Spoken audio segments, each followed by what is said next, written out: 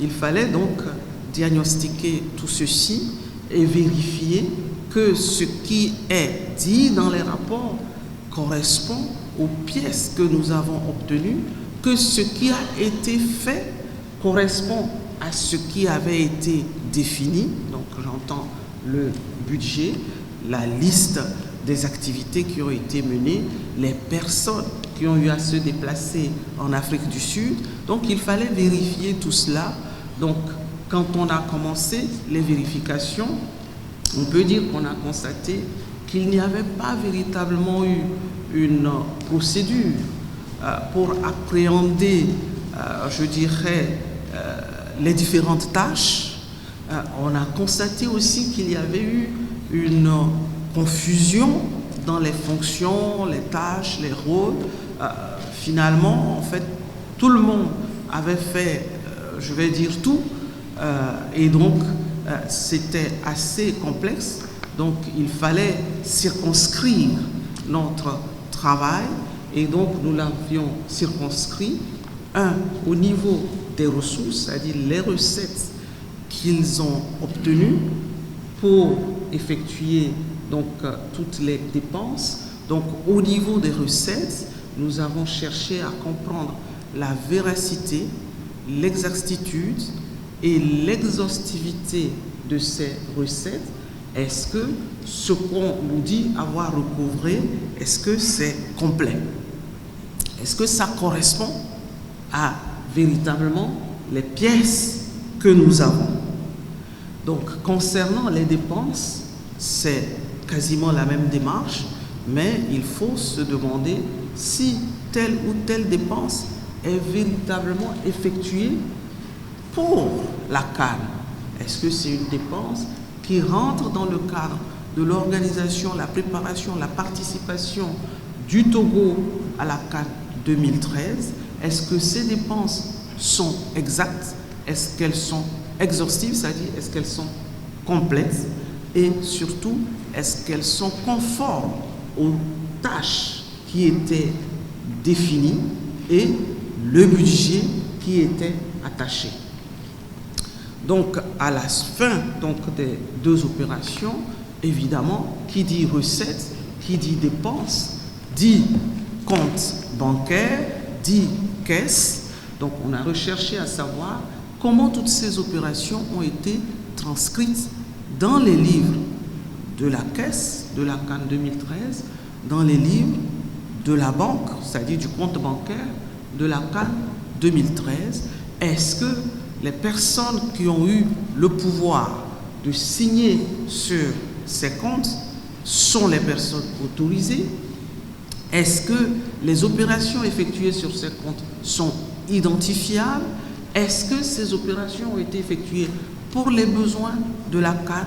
Est-ce que finalement le solde du compte que nous avons correspond à ce que nous devions obtenir? Donc voilà un peu la démarche que nous avons suivie pour essayer de comprendre ce qui s'est passé pour la participation du Togo à la CAN 2013. Donc à la fin de notre examen, on peut dire que nous sommes arrivés à des recettes validées pour 2,257 milliards, les dépenses pour 2,886 milliards. Donc, comme vous le voyez, une perte de 629 millions. L'État du Togo, donc, sa participation représente un peu plus de 35%.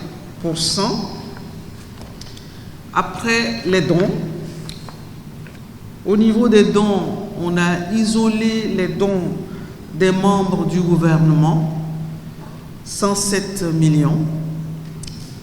Les autres personnalités, 900 000 francs. Parmi les dons des membres des autorités, membres du gouvernement et autres personnalités, le plus gros donateur est le président de la République avec 100 millions.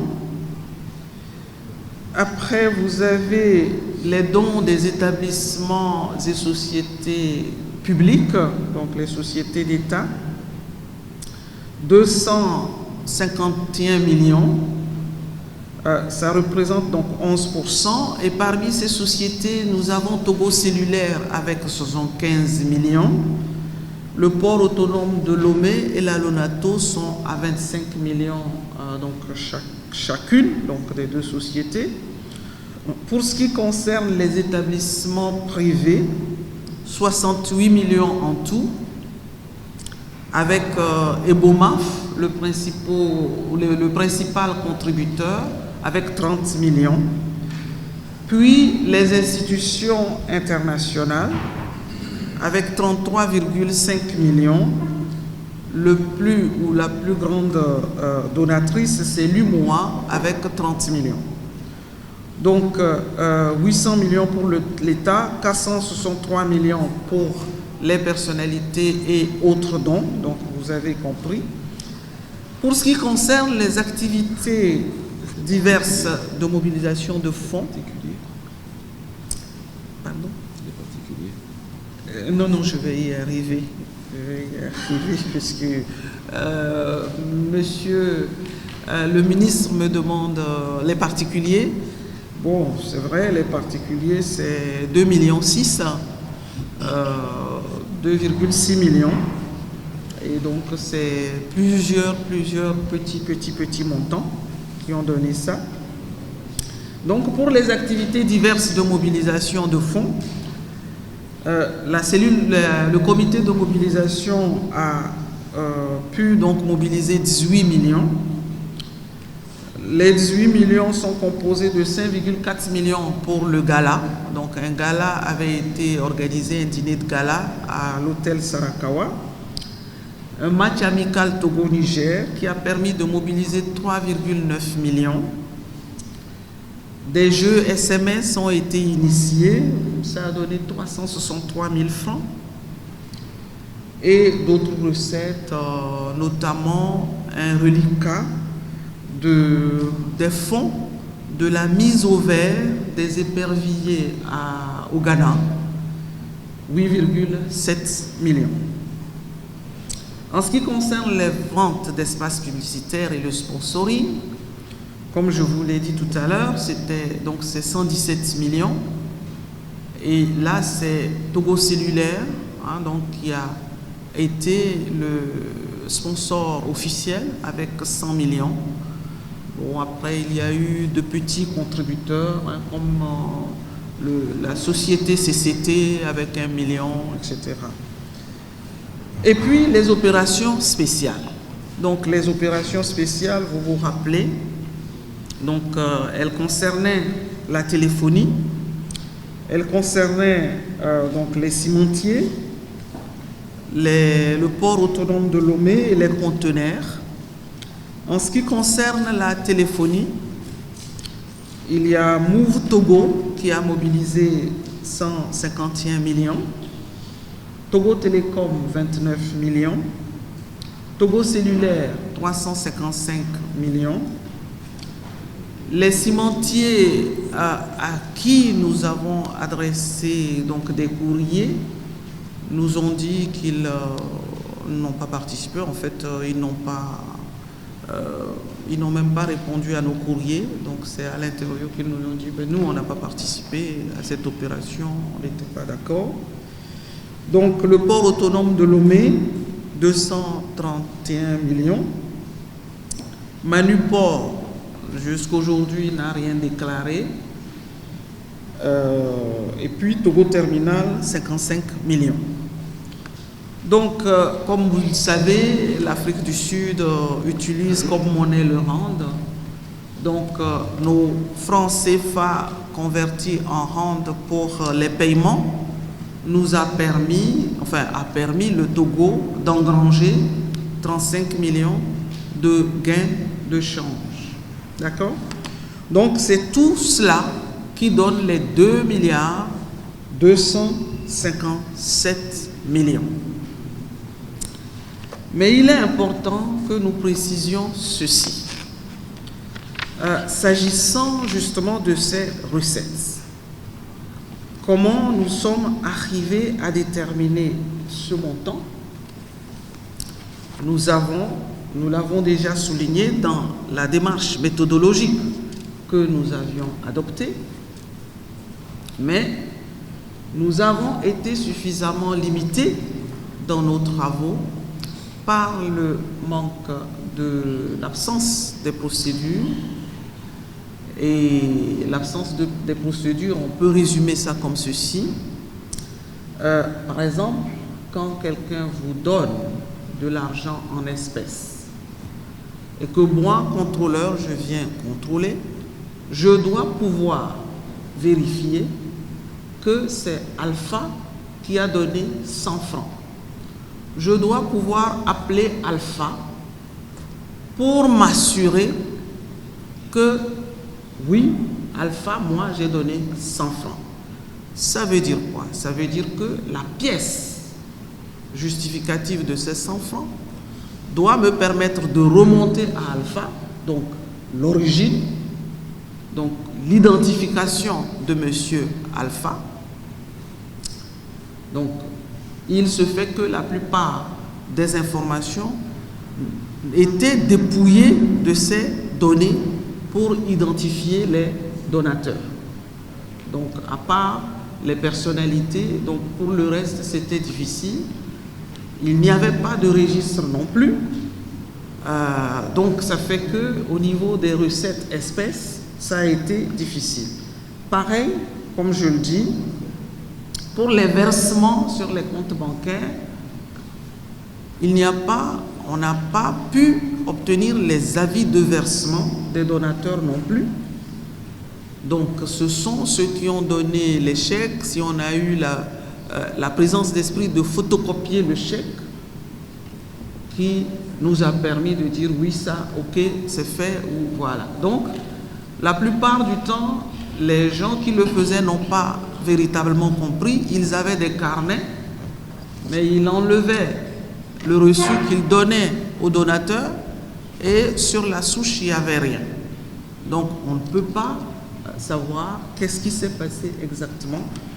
Donc, il y a eu, comme je dis, les manifestations, les activités qui ont permis de récolter quelques fonds. On a relevé les mêmes insuffisances.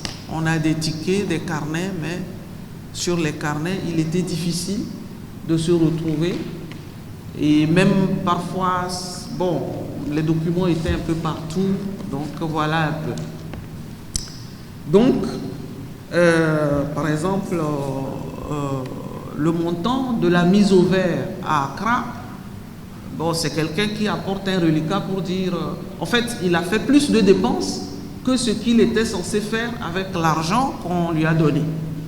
On a essayé de comprendre et c'est là qu'il a dit, ah oui, mais j'avais eu le reliquat de la mise au vert à Accra. Bah, donc nous, on ne sait pas combien c'était la mise au vert à Accra et combien il devait effectivement avoir comme reliquat.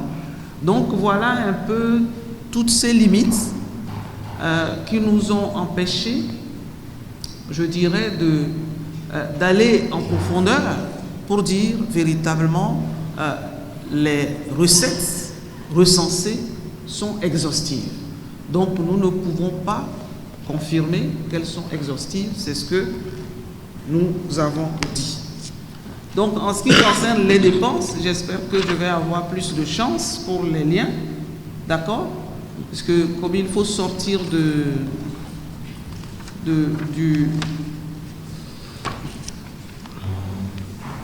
Donc, pour ce qui concerne les dépenses, bon là c'est pareil, hein, c'est pas terrible. Hein. J'espère que vous arrivez à voir, je vais vous lire tout ça. Pour ce qui concerne les dépenses, hein, comme vous l'imaginez bien, il y en a eu beaucoup. Les primes de match,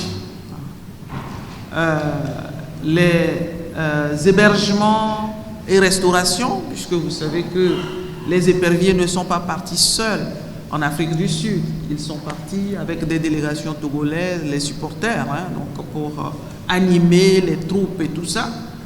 Donc, les hébergements et restauration, 840 millions, aussi bien en Afrique du Sud qu'à Lomé. Hein. Donc, le transport, des éperviers, aller-retour 452 millions. Les perdièmes des délégations qui ont accompagné les éperviers, 127 millions. Les préparatifs des joueurs, donc 73 millions. Dépenses match Togo-Niger, 3 millions. Dîner de gala, 29 millions. Dépenses concert, il y a eu un concert en l'honneur des éperviers, 12 millions. Tout ce qui est communication pour la mobilisation et autres, 5 millions. Les manifestations populaires caravanes, j'espère que vous voyez, manifestations populaires, caravanes et autres, 5 millions. 88 millions de dépenses diverses, hein, donc on a... Et puis, on a eu, puisqu'on a créé, on a ouvert des comptes bancaires à la BTCI et à Ecobank. On a dû payer des AGIO parce qu'entre-temps, on est en découvert. L'argent n'est pas encore rentré, mais il faut faire des dépenses. Donc, 18 millions. Et puis, finalement, entre, je dirais, le moment où nous sortions notre rapport final, parce que après avoir sorti le rapport provisoire, il a fallu qu'il y ait qu'à l'époque, monsieur le Premier ministre Ahmed Zounou nous avait demandé à faire une restitution dans ses cabinets, ce qui a été fait. À la suite de ça, les membres du comité de mobilisation de fonds et la cellule de gestion des fonds ont eu à donc obtenir notre rapport pour faire leurs observations. Bon, ça a pris un certain temps et donc finalement, quand on sortait le rapport final, c'est qu'entre-temps, les comptes bancaires ont encore été, voilà, les AGIO ont encore grevé les comptes bancaires et là, on s'est retrouvé avec encore 300 millions de charges en plus. Donc, résultat, on est à 2 milliards 886 millions de charges pour donc la participation du Togo à la CAN 2013. Donc, c'est 2 milliards 886 millions de charges, hein, comme on l'a dit, 31% les primes, 29% l'hébergement et la restauration, 16% le transport, 4% les perdièmes des délégations, 2% les préparatifs des joueurs, et puis voilà, après c'est vraiment 3% d'opérations diverses et 10% pour les AGIO bancaires. Excusez-moi. Donc, au niveau des charges également, on a eu malheureusement la même difficulté. La difficulté fut justement, d'abord, on a essayé de comprendre, je dirais, la véracité des charges. Si on nous dit, ok, nous avons, prenons un exemple, on a acheté des pantalons pour les éperviers, d'accord? Donc nous essayons de voir, est-ce que d'abord, comment on a sélectionné celui qui a livré les pantalons, d'accord? Donc après, on tire nos conclusions sur ce travail-là. Hein. Est-ce qu'on a sélectionné en toute transparence, en toute concurrence, etc., etc. Après, on vérifie que il a bien livré des pantalons. Est-ce que c'est des chemises qu'il aurait livrées à la place des pantalons, par exemple? Donc là aussi, on le vérifie. Est-ce que ce qui a été demandé, c'est bien ce qui a été fait? D'accord? Je prends juste un exemple. Hein. Donc après, ces pantalons, est-ce que ça sert vraiment pour la CAN? Est-ce que c'était nécessaire? Donc on a fait cette vérification. Oui, c'est nécessaire. Alors ça a servi à quoi? Donc on a donné le pantalon peut-être à vous, à tel. Est-ce que c'est vérifiable qu'on vous a bien donné le pantalon? vous avez déchargé quelque part, etc. Donc, vous voyez la démarche. Et donc, c'est ce qu'on appelle dans notre jargon la pièce probante. Est-ce que les pièces sont probantes? Donc là aussi, on a constaté qu'il y a eu beaucoup de difficultés parce que beaucoup de pièces n'étaient pas probantes. Et donc, nous l'avons dit donc dans notre rapport et nous vous le disons donc ici. Les responsables, donc ceux qui ont eu à gérer le savent, puisqu'ils ont eu notre rapport et ils ont eu à réagir là-dessus. Donc là aussi, ce fut une limitation pour nous de véritablement dire voilà. Mais évidemment, il y a certains des chiffres qui sont là, hein, donc, et qui nous permettent donc d'en arriver là pour dire voilà ce qui a été fait.